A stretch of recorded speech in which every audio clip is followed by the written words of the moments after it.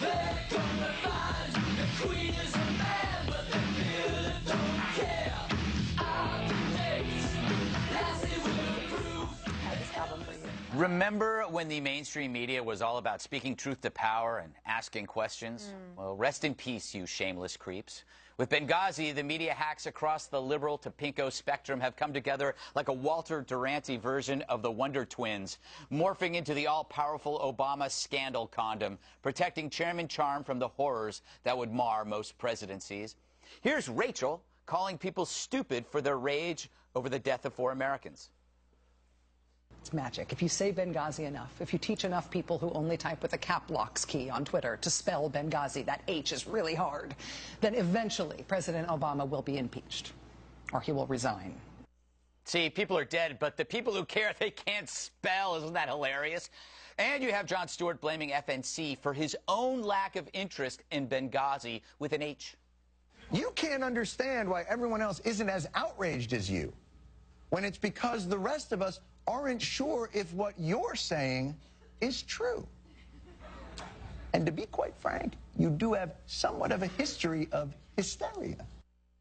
So wait, if FNC wasn't raising alarms, Jon Stewart would have covered it? I don't know. If you're the clown prince of progressive pander, I think you're pretty stoked if FNC gives you the out. And then there's Colbert finding the funny in the flames. Since last September, Fox News has been pursuing this story doggedly to uncover how the administration blew it, when they blew it, why they blew it, and how they will continue to have blown it.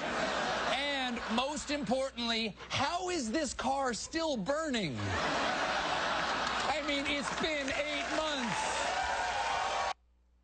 See, it's funny because the car's on fire for like a really long time. People died, but what difference does it make? That's not just Hillary's line, but all of them. Note to Massengill, we found your new spokesperson. Actually, it's an entire group. And they're like those face-painting freaks at Raiders games. They're so insanely passionate for their side. They're positively ghoulish. And it really is about teams. Stewart and company chose sides long ago, and they love playing unopposed. And they do have reason to cheer. The story will probably die like the 4 in Benghazi, with the lapdog media standing down, making these so-called journalists co-conspirators in the Benghazi cover-up. And that's comedy when you're winning. So, Angie, the way I look at it is they refuse to actually cover the story. Instead, they want to cover people who care about the story, because then that kind of absolves them from having to deal with the ugliness. Yeah, they don't want to touch this story. Yeah. But they did jump in to cover this story when Mitt Romney gave a response to the Benghazi story. Now, they didn't want to cover the 4 dead Americans, Greg. They wanted to cover the appropriateness, and the tone, and the timing of his remarks. Now we know Mitt Romney was vindicated with those hearings yesterday. And remember, President Obama responded to Mitt Romney's response saying, yeah, you know, he just shoots first and aims later. He hit the bullseye. Yeah. And then President Obama said, you have to back up what you say with facts. How dare he say that? Everything that they have said up until this point about the video and beyond and security has not been backed up with any facts. Yeah, that's true. It's insane. And the media just snores. Bob's steaming, but I want to go to Dana. I realize the only way that you can put Colbert and Jon Stewart out of business is if FNC just becomes completely liberal. Yeah, without us, it wouldn't be millionaires. Yeah, exactly. I mean, gosh. I'm waiting for the dinner invitation, because somebody ought to buy me a steak. You wouldn't be able to finish it. No, it is pretty incredible. I like to believe, because I'm a nice person, that deep down inside, everybody gets the joke. Everyone looks at the same evidence and goes, golly. Yeah. Now they're to the point where they have to all cover up their cover-up so that they don't look bad. Yeah. And maybe they do start to believe it inside. I don't know. You think I'm too nice? No, it's so shameless. I watched that schmuck this morning, and Morning Joe decided to jump on the bandwagon today. Today, 8 months later, he decides Benghazi is a problem. Be specific. Which schmuck? Joe. Okay. At Joe NBC. That schmuck. You have a telestrator. I do. Can I do it? Yes, please. 4 branches of government. You thought there were 3. You thought there was the executive branch, a legislative branch, and a judicial branch. And what we didn't realize is there is a 4th branch. It's the media branch, who covers for all of these branches because they're in love. That's beautiful. You notice that the way you did the E nice. and the D?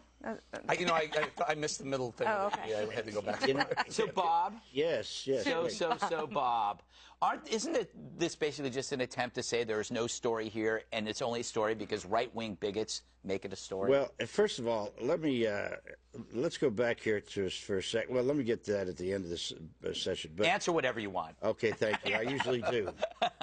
You know, during the Bush administration, there were 54 diplomatic missions attacked, and 9 Americans died, and they had 1 hearing.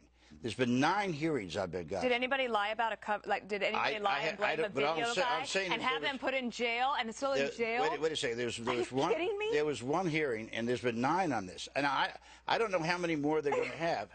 But was there an accusation that President Bush didn't answer the 3 a.m. phone call and didn't? There is a reason there's a hearing, because the White House absolutely changed the facts of intel, accused an innocent American of causing the deaths of 4 Americans, had a 10-person SWAT team swoop down and put him in jail, and then tried to cover this up in the media. That didn't happen when 54 missions were attacked in the Bush administration. Well, all I'm saying... What kind of comparison is that? Well, the outrage that a lot of these Republicans are showing was not shown then. Because there wasn't a cover-up. Because nobody didn't fail in their job. But what about Abu Ghraib? Do you remember Abu Ghraib? Do you remember the outrage over Abu Ghraib? Yes. They wanted Donald Rumsfeld's head. This goes to the top over naked pyramids. Remember that? The media covered it like crazy people. Nobody died in a naked pyramid. That's all you heard, though. It was a horrible story. It deserved to be covered. And the Bush administration deserved to take it on the chin like they did. These guys, on the other hand, sweep it under the rug, throw somebody in jail, and pretend like their you-know-what doesn't stink. That really pisses me off. The one place that we're in total agreement here is, I think, the biggest outrage of all this, because I think we're going to find out it was terrible mismanagement all the way around. But the fact that this guy, Nakula, is still in jail on a misdemeanor, as far as I can tell, and he's not going to get out until June, is an outrage. I mean, how in the world they can live with themselves, arresting this guy like he's a SWAT leader? You said last night it's going to ruin his life. Oh, yeah, he's going to have to go into witness protection. Yeah, absolutely. Definitely. And I mean, this is a Coptic Christian who was trying to make a point, and they blew this thing up and made it a big story. Pulled him out of his house in the middle of the night, had him cover his head up. I mean, somebody at the Justice Department ought to pay for that. And you ought to be ashamed of yourselves for doing it. You know what? Their you-know-what does stink, Dana. And I'm glad you... Well, I don't have any money to put in the swear jar. Yes, that's okay. One day, you know what.